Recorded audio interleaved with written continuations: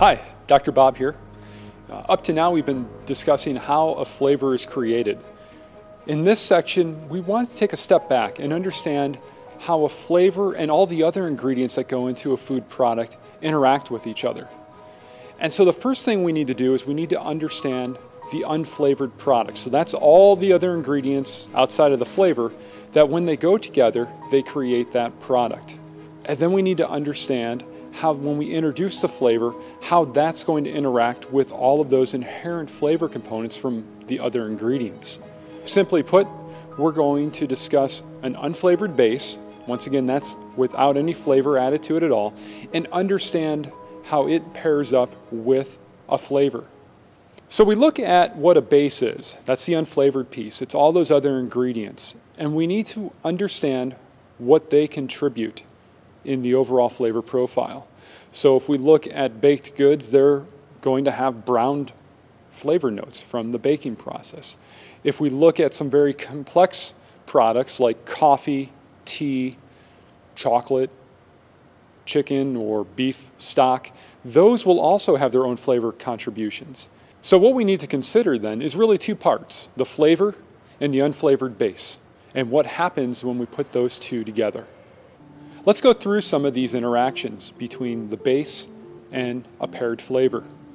The first one I want to discuss is a strong base and a light flavor. The strong base in this case is going to be a chocolate, and we're going to add in an angel food cake flavoring to that piece of chocolate. And what you can see is that the chocolate's going to be very complex, and it's going to overshadow the light angel food cake flavoring. And so the angel food cake flavoring probably won't even be distinguishable. So the second example would be a coffee base with a chocolate flavor being added to it. You have two very complex flavor profiles. The coffee is very complex, the chocolate flavor is complex, and when the consumer tastes that, it kind of leads to nothing. So how do we make that work where we have a strong base and a strong flavor? We go through and we need to add something like milk or fat to separate the two flavor profiles so that they're distinguishable. The next example is a caffeinated chewing gum base paired with cinnamon flavoring. And this is a real product that's being used by the United States Army. This is a chewing gum where somebody who is fatigued can go ahead and chew on a stick of this gum. And after about 30 seconds to maybe 90 seconds of chewing this product, they get a really strong bitterness in their mouth, and that's coming from the caffeine. What's happening is that the cinnamon flavoring is leaving the chewing gum, and so the bitterness then from the chewing gum base starts to come through, and the consumer will then spit out the chewing gum. Okay, so how does that work if they're supposed to be taking this to wake them up?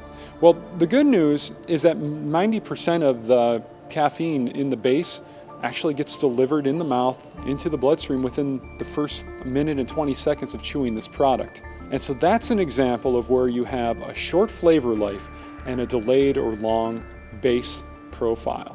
The last example examines a gum base that's flavored with mint. And for everyone that has ever chewed a piece of peppermint chewing gum, you know that you can chew that gum for 10, 15, 20, in some cases 40 minutes and discard the piece of gum and you still have the minty flavor in your mouth. That's because many of the mint flavors are poorly water soluble and they just linger in the mouth for an extended period of time, which is not usually a challenge unless you want to go and consume another food product. Another example where mint flavor can influence a base would be with toothpaste. You can wake up in the morning, brush your teeth, get that nice minty flavor in your mouth, and then run downstairs and grab that cup of orange juice and drink it. And there's going to be an interaction. So what you need to decide as a product developer and as working with a flavor developer is what interactions are desirable and which ones are undesirable. And then to work on that balance of making the flavored product taste appropriate.